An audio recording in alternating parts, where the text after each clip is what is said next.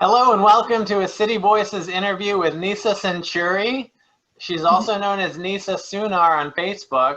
She has a very popular Facebook group called, what's it called? What is Wellness and Mental Health Discussion Group? So, and she's also she's a writer and she's written for many different venues like Mad in America. And what's the name of that online? It's really popular, you know, the one that Is it Greatest? maybe that's one. And there was another one, I think. Oh, Invisible Disability Project. There's so many, she's written so much that she's all over the place. And recently, Neesa got her MSW degree, and is a licensed social worker. And we're here to talk about what people with lived experience who become social workers, what next? And this is like a new chapter in her life. So Neesa, introduce yourself. Is there anything I missed? No, wow. Yeah, no, you're great. I guess maybe a little background on where I'm coming from here. Okay, so, I've had mental distress since childhood just due to traumatic response from, abuse from my dad. And eventually, I found myself receiving services as a teenager for this depression. And then, later on, I developed schizoaffective disorder and was disabled. Now I'm a peer. And I found a lot of, I didn't find out about peer work until around 2013, when I had already been receiving services for at least 15 years at that point. But when I learned about peer work, I was like, wow, there's an alternative, there's an alternative to, just showing up to appointments and doing what I'm told. And when I learned about a career opportunity to go to Howie the Harp for schooling to become a peer specialist, I was like, yeah, I want to do this. I had no idea what I was getting into, but it has transformed my life. Like, just since discovering peer services, I have found bravery in sharing my story. And I've kind of taken it far in terms of maybe too far, I've disclosed on Facebook about what I've been through, and people from my former life before becoming a peer, I had some damaged relationships with these people. And now all of a sudden they're coming out and supporting me. They're giving me thumbs up on posts where I talk about my stuff. And I'm like, wow. So I have found, in short, essentially, I found a lot of power, a lot of healing power in self-disclosure, according to what is comfortable for me. I'm not saying that it can heal everybody to self-disclose as strongly as I have, but for me, I've done it and it has helped me to this point. And just being a peer, that made me want to go further, made me want to affect more change in how mental health services are delivered in this country. So I, went further. I went to Hunter College, and then 2.5 years later, I have a master's in social work degree. And in order for me to even juggle having a full-time job while going to graduate school, while taking medications that make me sleep a lot, I found a lot of healing by self-disclosing online, and I do have this habit of using Facebook as my therapist, and it's completely unfair to the people that know me. But I have seen and felt and lived healing gained from self-disclosure on my terms. But now that I'm transitioning into social work, just on my own, I've been feeling a lot of anxiety. How do I move from being a consumer to a prosumer, in those terms. So that's kind of what we're going to talk about today. Is that right? Yeah. Oh, and another thing about Neesa is that she is creative. She plays the viola. Is that right? And the violin. Yeah. Am I pronouncing? Is it viola or viola? Viola. It's viola and the violin.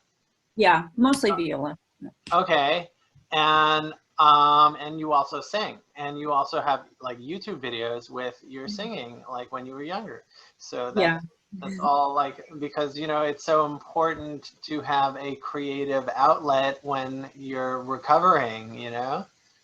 Yeah, definitely having a creative outlet. It's a way for me to access the muse, that kind of creative inspirational force that kind of I feel like is the undercurrent in all of our lives. Like Avatar, you plug your hair in, plant, and then all of a sudden you get downloads like creative inspirations. And like that is so important for me to tap into for a variety of reasons. But yeah, I love creativity and expressing that.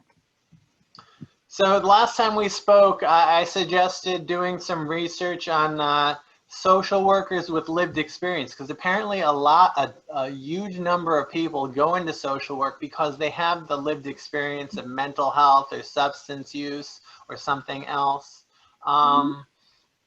Did you do a little digging, and like what have you discovered? Yeah, I have been sitting at home for so long freaking out about what am I going to do? I'm screwed. I wrote all this stuff online, blah, blah, blah. But, the more I'm reading about other peers in the movement, their work in becoming, transitioning or expanding from, being only consumer to now educated professional who has lived experience. The more I'm actually going past my comfort zone and reading what others have written, it reassures me that I'm not alone. I'm not alone in this fear. I read and watched some stuff from like Max Gutman, who was lecturing in the like Binghamton area. I think he's affiliated with Binghamton University. That was actually like a really big moment of serendipity because I'm actually very attached to that area in Broome County. And his speech was really focused on, self-disclosing tactfully as a licensed clinician, from what I understand. I have sort of ADD. I'm nervous, okay. But yeah, essentially, professionals who self-disclose, it's a real issue. And the biggest theme that I've noticed is how to self-disclose tactfully. Does this answer your question? Yeah, go on. Okay, yeah. Like, for example, the idea of self-disclosure as a licensed clinician, it actually becomes less scary for me the more I read, because self-disclosure is not just about sharing everything about yourself and, expecting there to be healing. Like, first of all, the idea of mutual aid is that both people are agreeing to self-disclose, and therefore that healing dynamic can emerge because everybody involved is consenting to that. But if I'm like a social worker with lived experience and I'm talking to somebody, the pretense of that job is inherently not mutual because of the regulations that, we as social workers have to adhere to, just the understanding that the client has of the services they're going to receive. So if I were to self-disclose in that environment, it would actually not be in the spirit of healing because it's not a mutual agreement with the patient or the client. I don't like the word patient. But essentially, yeah, hearing about other peers who have become social workers who now share that information on how they kind of approach social work as opposed to peer work, just reading about these things has really eased a lot of my stress. Can I go on? Yeah. Okay, so I was reading this book, We've Been Too Patient, which was published last year. And essentially, I'm starting to take notes now. So there are a few professionals in this book who are peers who have now pursued higher education, and they are now working as clinicians. And an overarching theme I've noticed is that self-disclosure has to be tactful for numerous reasons. The comfort of the person that you're working with. Sometimes if you're sharing, that can make a person feel overwhelmed or not heard in their own sufferings and so forth. So this is just a topic that's been on my mind. I hope I'm making sense. Yeah, like sometimes the clinician or social worker feels that disclosure is not appropriate, but Mm-hmm. a lot of the times the quote unquote patient or peer, they don't want to hear their clinician disclosing their own issues. They want to maintain the boundaries too sometimes. Because Yeah. I know someone who was in session, and their social worker started to disclose, and it made them feel very uncomfortable. But I don't know how common that is. I don't know. Maybe it's more common where the client will feel like, wow, that's great. That really makes me feel more of a connection. Hmm. Yeah, absolutely. It has to be tactful. And I think in either the peer-to-peer or even the consumer to professional dynamic, the people that are deriving therapeutic benefit have to be, whether it's the peers, both peers in the exchange with mutual aid, or if it's client and provider, the people that are receiving therapeutic benefit from the interaction have to determine the constraints of the therapeutic exchange. With peer-to-peer, both people are consenting to disclosure. For provider, social worker and patient, so ingrained in the clinical terminology, the social worker and the person, there also has to be an agreement. And the agreement that is outlined through the NASW Code of Ethics, for example, which I am very interested in studying, that agreement is different because of the constraints of the profession, NASW, that's the National Association for Social Workers, right? Yeah. It's not like a union, as far as I know, although I think I should know this. Social workers definitely have a union of some sort. Please don't quote me on that. Oh my God, I get nervous. Yes. Maybe So, it depends. It depends on where the social worker is working, yeah. whether they have unions there, Mhm. whether it be a hospital or a clinic or something. Yeah, absolutely. With social work, the, yeah. But there's many like different avenues of employment and career that a social worker has before them after they get the degree. It's not just clinical work. There's also like organizing Yeah. and other types of work. Do you know about the different opportunities for social workers these days? Yeah, absolutely. I mean, social work is a really great profession to pursue because it's very flexible, and there are different avenues that you can pursue. And one social work may look nothing like another social work job. I guess the majority of social work jobs include clinical, I suppose, where you're establishing some sort of therapeutic relationship with people, one-on-one basis, family counseling, group counseling, and then there are all these different populations that you can serve, such as adults with mental SMI, serious mental illness, or children, or people with autism, or developmentally delayed people, or The elderly.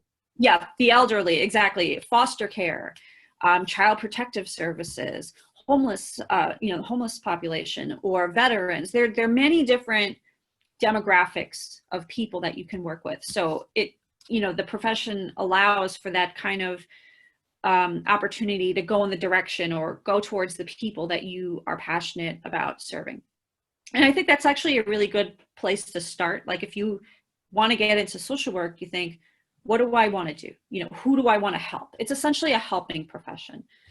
I really like the NASW Code of Ethics for many reasons. See if I can bring it up. There are 6 principles. Do you mind if I look it up? No, go ahead. Okay, cool. So yeah, there are 6 principles that actually fall in line, on paper at least, with peer values. So the first is service. Social workers' primary goal is to help people in need and to address social problems. That is very much, I feel, like a peer sentiment. We are dedicated to, helping people. It's vague, but do you see the parallel here in some respect? Yeah, they're both helping professions. Yeah. I think these revisions were revised in 2017. So anyway, yeah, I mean, we have, as peers, have developed a way of helping people that is outside of the biomedical model.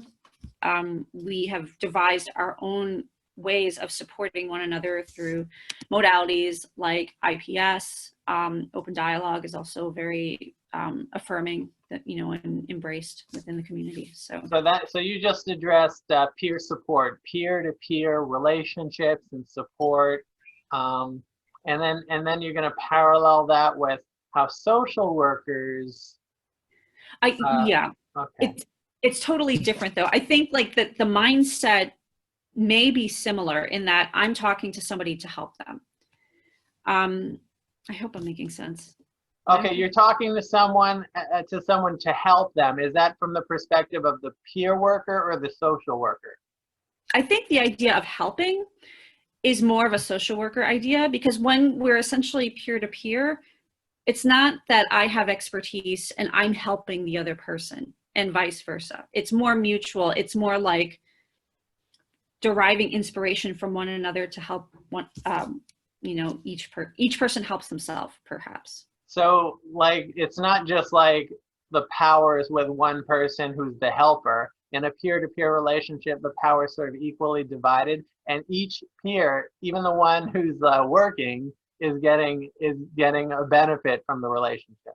Yeah, I mean, in ideal terms, you would not be paying a peer specialist to offer peer services. It should be mutual with no money exchanged. Obviously, people that are studying peer practices, you know, to do so ethically, like I said, trainings with IPS or trainings with RAP, you know, peer specialists undergo training in order to do their jobs well. But in principle, peer-to-peer is equal. There's an equal distribution of power. There is mutuality, and it's not like the word help, especially. I feel like help indicates two separate parties with two separate levels of capacity. There's a helper, who I guess would be the social worker offering service, and the helpee, like the helpless person who needs the help. Let's talk more about, because you were a peer specialist before you got your social work degree. Yeah. So, like, you mentioned, like, you know, like you just mentioned that a peer specialist or peer worker should not be getting paid to provide peer support. Do you feel that money and that type of employment and profession is like it could be easily corrupted by the fact that they're getting paid to provide a service, and that corrupts the ideals of, you know, mutuality, equality, and self-help and all that? Yeah, I mean, when you throw money into the equation, it becomes very complicated, because I got into the profession because I love it, essentially, and it gives me a reason to live. And the money I get from it is not like, I don't need to be a millionaire from this, you know, but I do need to make enough money to support myself and keep myself well so that I can continue helping others. That's like a sad truth to that. Also, just the notion of, like, I know for me, does that answer? Can I keep going? Okay, yeah. So yeah, the idea of money, you know, when I'm talking to somebody as a peer, you know, or just in general, I don't want to say, okay, well, you need to pay me to be your friend. You know what I mean? You know, like, whatever money I'm receiving, I don't want that need to corrupt the way I interact with people, you know. I just know with social work, I mean, it's not the highest paying profession also, but I feel like when there's more money involved, then it's like, it's easier to just fall asleep and listen to somebody, you know, so that you can get your paycheck that you're working for. Oh. I don't know. I'm sorry. Like, I say very. You're talking about like a social worker who's like a working therapist, right? That's the fear, you know, that is a fear, that it's like, well, if you cared about me, but I didn't pay you, would you still help me? You know, it's interesting because in my investigations with this code of ethics, and I can definitely send it to you. Like I'm studying for the NASW, or the, what is it, the ASWB. They have a licensing exam for becoming a social worker. And there's actually this test question that came up fairly frequently that I was very surprised at, and in a good way. It was saying, if you have a client who all of a sudden cannot pay any for services any longer, for whatever reason, is it ethical to say, okay, you can't pay me anymore, so I'm sorry, I can't see you any further? You know, I've had experiences where I've been turned away for that reason.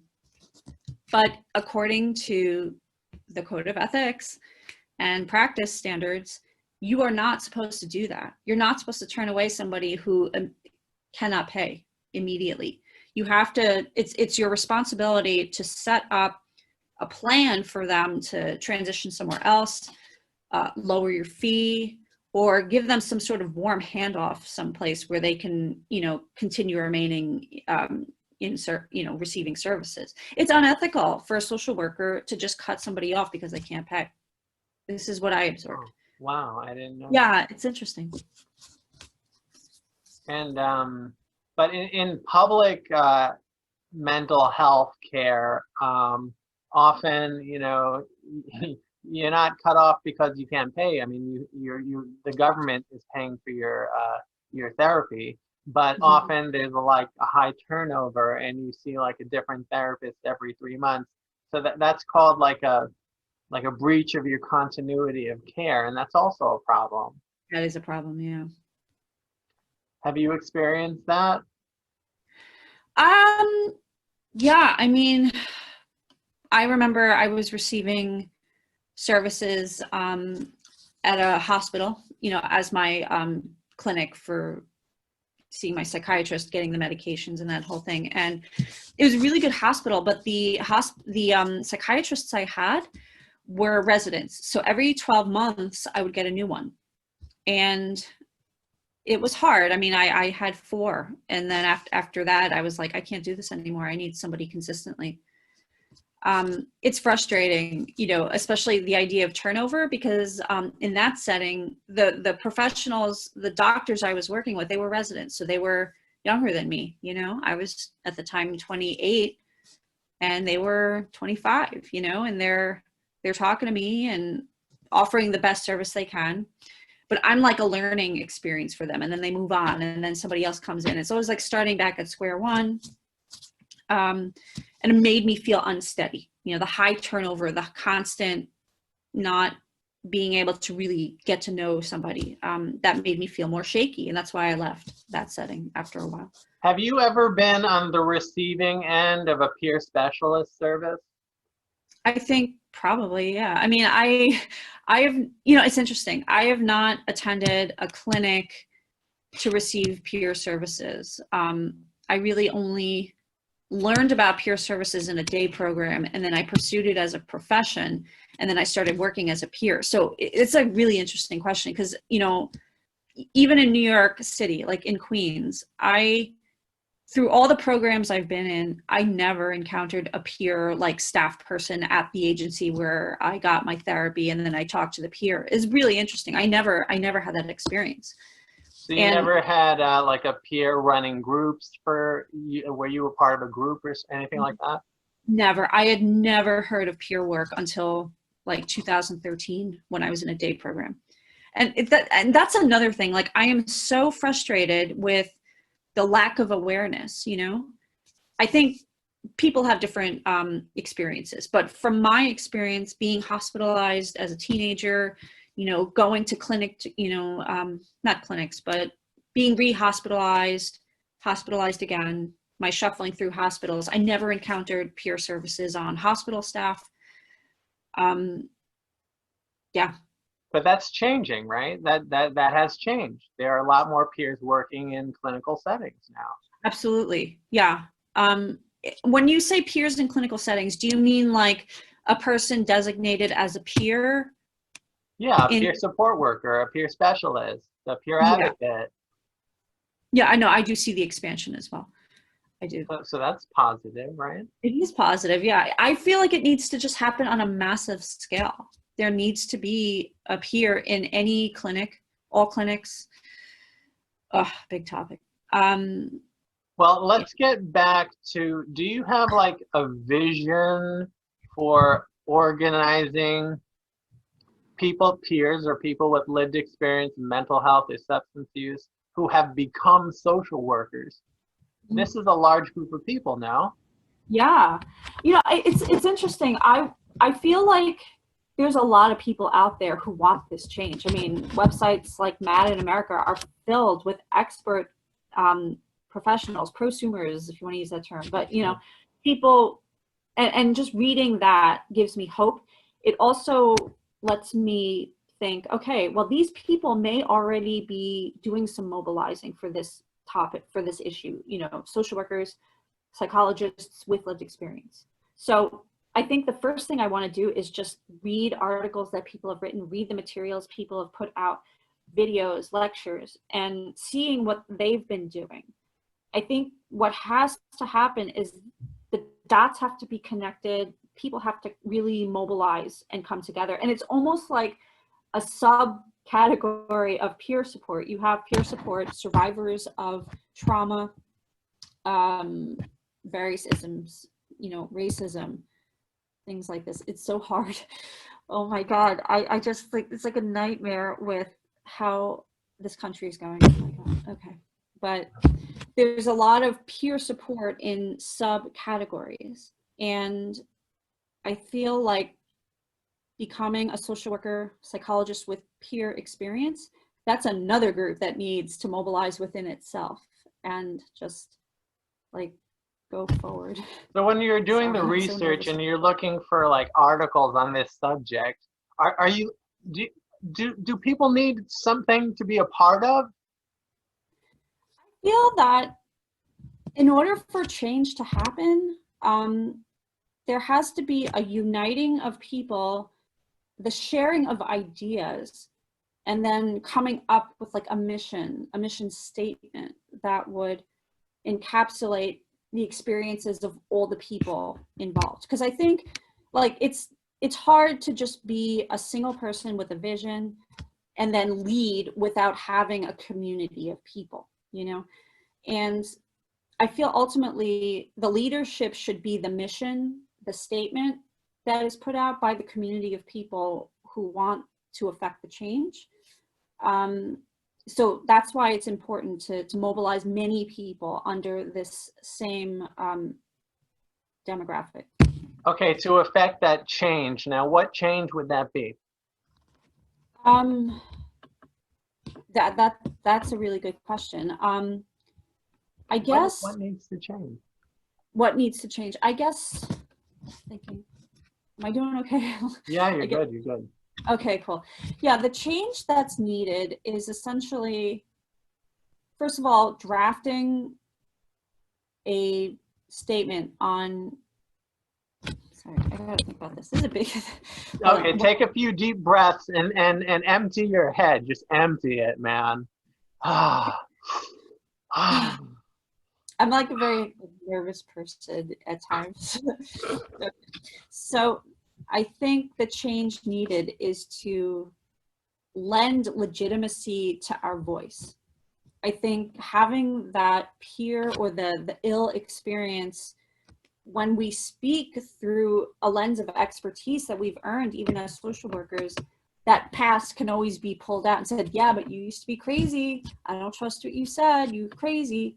So I think having a mission statement, there could be certain assertions like our lived experience does not in any way compromise the intelligences that we have developed, the wisdom that we bring to the table.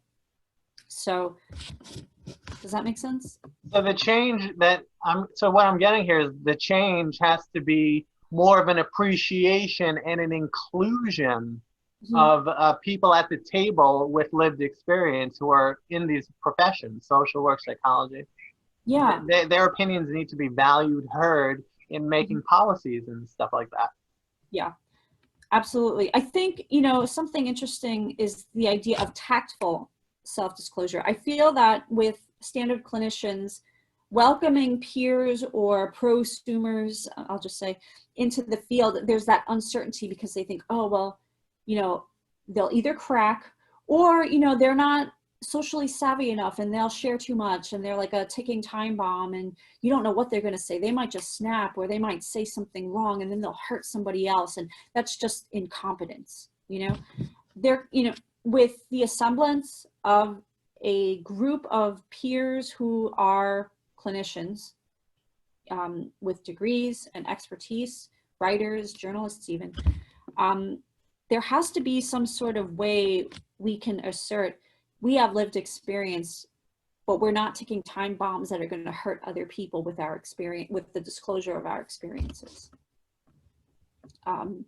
The disclosure, when you say the disclosure, you don't mean just disclosure of your experiences to clients and quote unquote patients. You mean the disclosure like at the policy table too, right? Yeah, absolutely. Well, see, with policy, when you're appealing to politicians, it's important to share stories of experience and oppression because these systems need to be dismantled and reassembled into a recovery-oriented framework. So, see, that's another thing. When we're doing political advocacy, it's almost like we have to share the worst of what we've been through to get that point across. But in a clinical environment, like if I'm working in a hospital, that's not an environment entirely that would be welcome to that kind of advocacy. Right, like the hospital board is different than being in the politician's office. It's a different environment. They don't want to hear that in the hospital, at the board in the hospital. But for the politician, it's like speaking truth to power, right? Yeah, absolutely. I think what we're doing now already is really good in that we're not backing down. We're sharing our stories. We are brave. It's complicated. We have to wear numerous hats in order to fit into these environments. And wearing numerous hats, I feel like, is unhealthy because you're essentially faking in some domain in all those places you're trying to fit in. It was interesting. I was reading this book. I gotta find it. Is it okay if I like discuss something from the book? Yeah, sure. Okay, cool. Okay, so there's an essay by Patrick Corrigan called "What's There to Be Proud of?" It says 25-year career has led to positions as Distinguished Professor of Psychology at the Illinois Institute of Technology and as principal investigator at the National Consortium on Stigma and Empowerment. So he talks about a program he created, as far as I know. I'm sorry. He has a training, as far as I know, we'll confirm this, Honest, Open, and Proud. The idea that people who share their stories about mental illness have better health and well-being, which is what I experienced. Oh, I feel like I should have, I'm so nervous. How am I doing? Oh, that's interesting. People who share their stories of lived experience, they have a better shot at recovery. Is that what he said?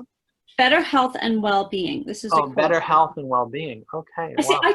I totally agree with that. Like I healed so much by sharing things about myself that I wanted to share. I might have shared too much. I've just, yeah, okay, but I'm sorry.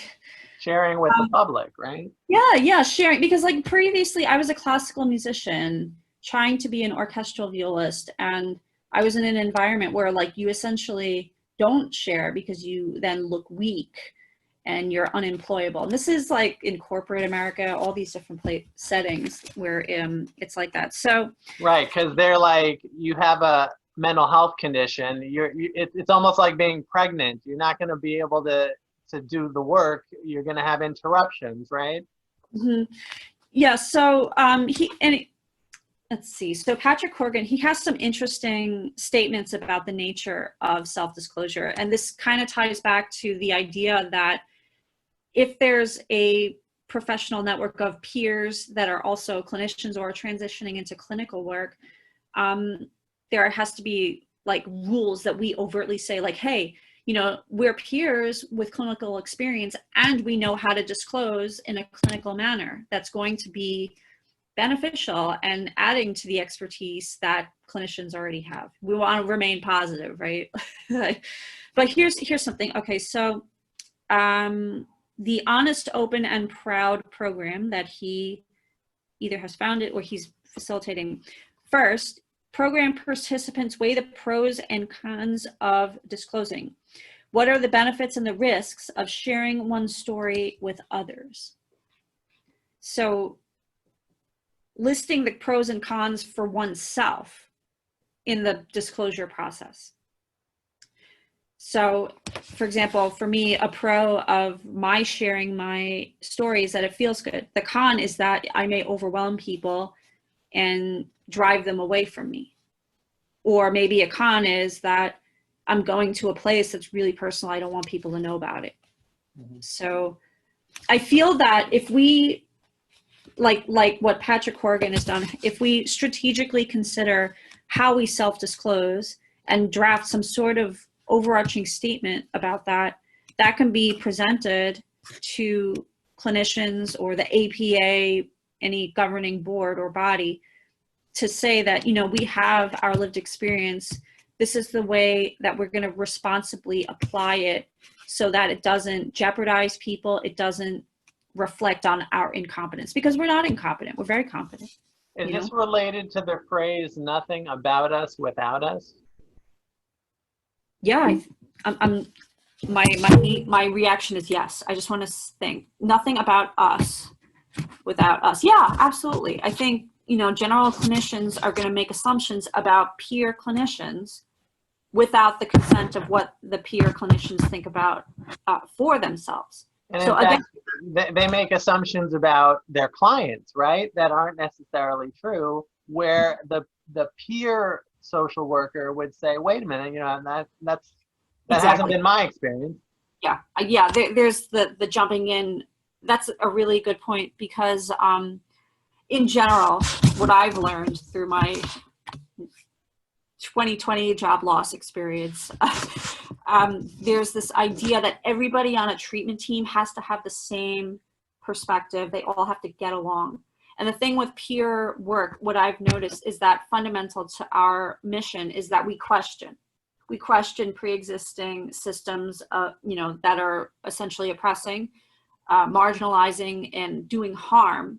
So if there was really a peer clinician on a workforce, in order to remain, to maintain integrity to the peer mission, there would be confrontation.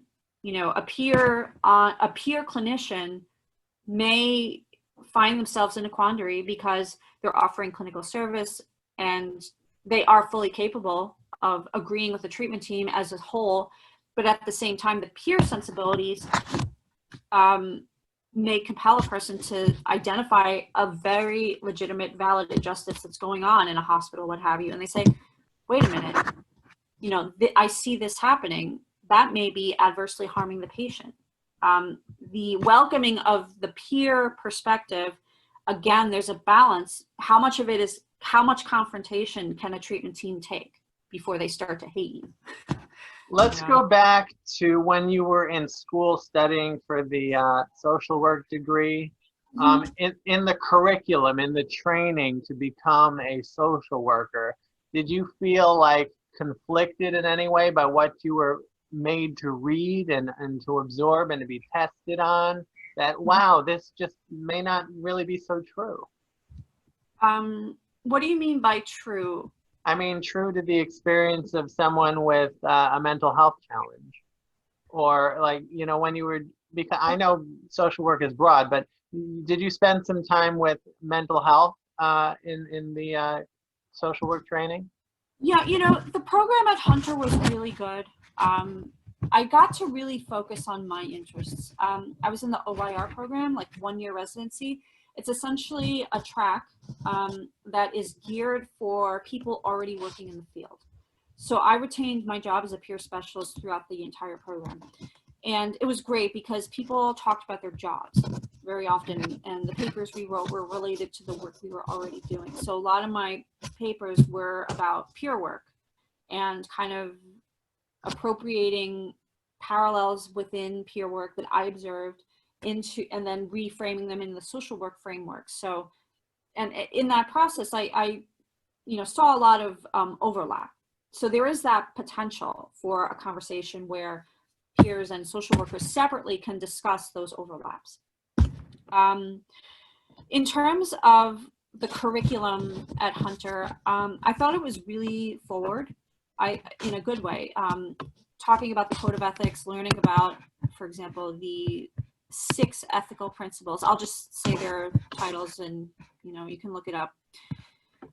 Service. Social workers' primary goal is to help people in need. Okay. Social justice, dignity and worth of the person, importance of human relationships, integrity, and competence. These words are very parallel to the peer definition of these words. I think, though, that social workers and peers probably define these terms differently to some extent, supporting their personal agendas, the agendas of each entity. But since you're using the same words, that could invite a dialogue between these two communities to say, hey, well, this is what it means. Oh, well, that's what it means. Oh, wow, I didn't think of that. Oh, and then through that conversation, there can be emerging. Are these conversations happening? I have no idea. I would like for them to. What would that look like? Who should be at the table? Lots of people. Who should be at the table? Well, peers, social workers, and then you can have some observing others like psychiatrists and psychologists and other people. Like relegated to the audience? Yeah, figures of authority that need to hear us. Okay. Yeah, I kind of strayed from your question. What was it? Which question? What needs to happen? Or the change that you would like to see? Yeah, I mean, I think it's also good to have, I think, both clinical and peer as separate because it provides options.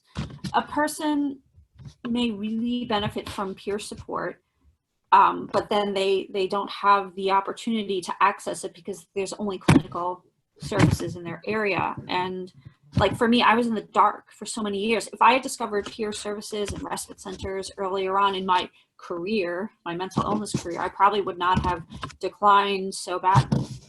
So I think, I don't know. But here you are. I mean, here you are. You've got your master's in social work. You've got a history of work and employment, and Mm-hmm. and also like you also have like a creative outlet. So like, what do you think like accounts for where you are today, considering that like years ago, people who were diagnosed with mental illness, they said recovery is not possible. Yeah, well, that's what I thought my whole life. I really did.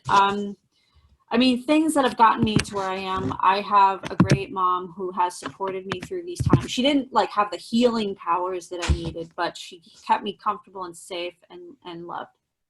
And that's invaluable. Also, my musical studies. I was a avid violinist and violist as a child, and I took it really seriously. I played in youth orchestras, and I went to a conservatory. My love for music was something I could really focus on, and it helped validate my existence within myself. Without music, I would have really felt worthless. And I'm not saying that achievements give us worth, but that's what it felt like.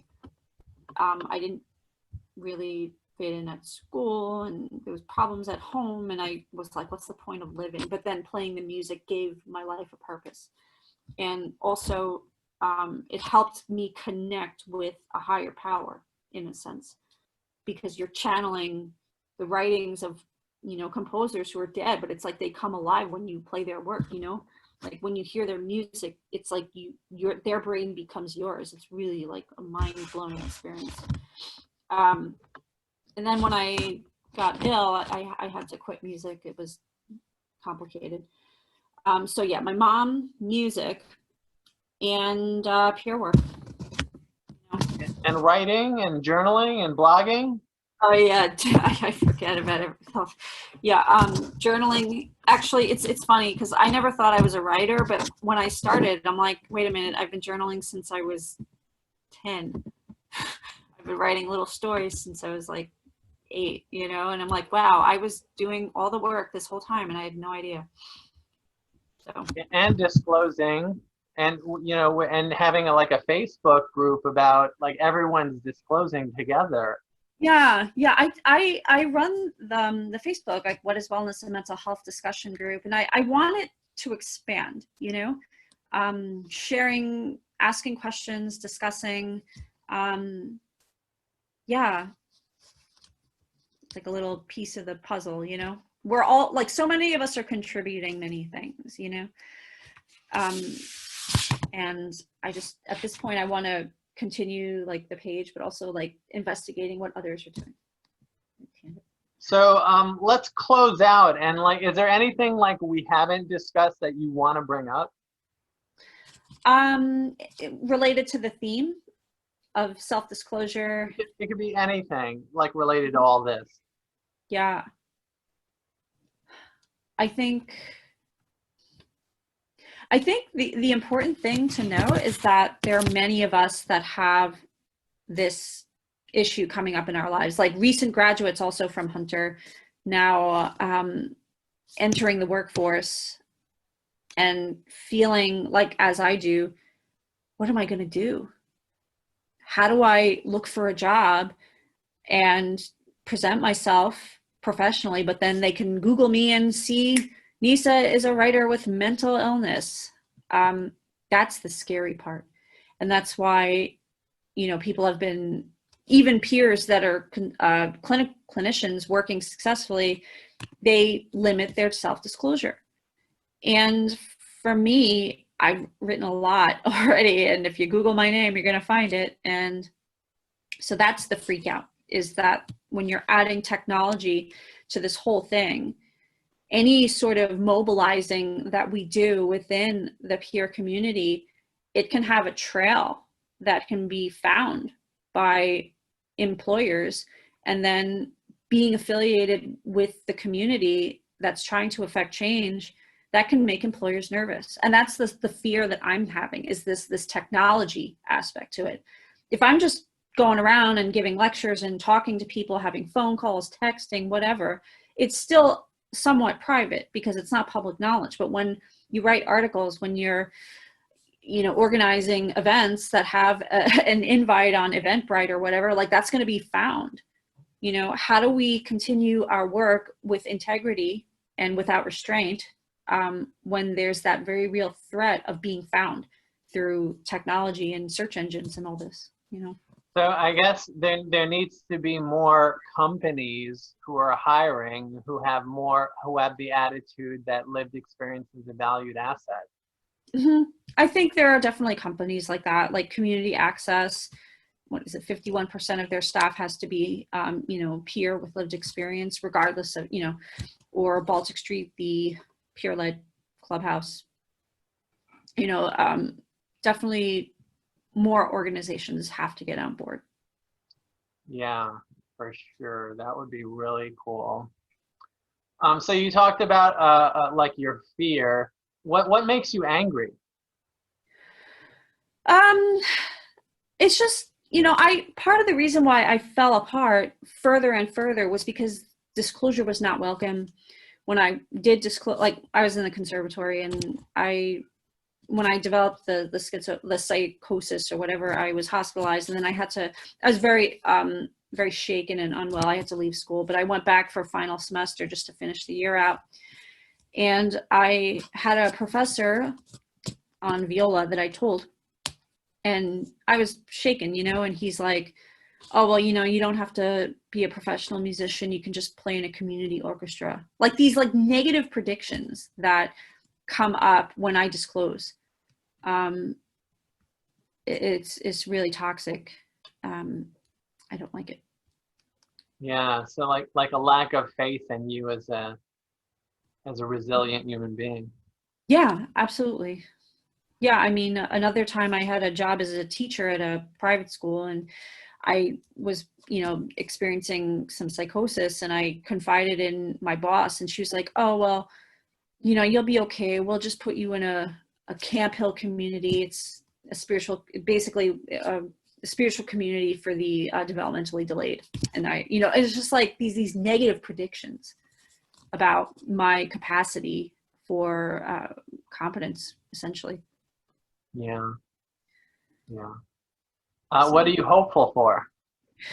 I'm hopeful that, as coming together as a force of people with the same experience, peers who are, in clinical positions, peers who want to enter the clinical world without having to lose the peer expertise they had. Essentially, what I remember what I was trying to say before. Essentially, with self-disclosure, it has been so healing because I had to not self-disclose my entire previous life, and I was withering and withering and withering. So for me to now get back to a place where I can play along with the big wigs at the hospitals or what have you, for me to then hide again, it's just going to cause me to wither, and my wellness is too important for that. I think, like, really communicating that self-disclosure can be a tactful, not weapon, but a tactful tool, that's not just something of a ticking time bomb that'll get out of control, but So it has to more of an asset than a liability.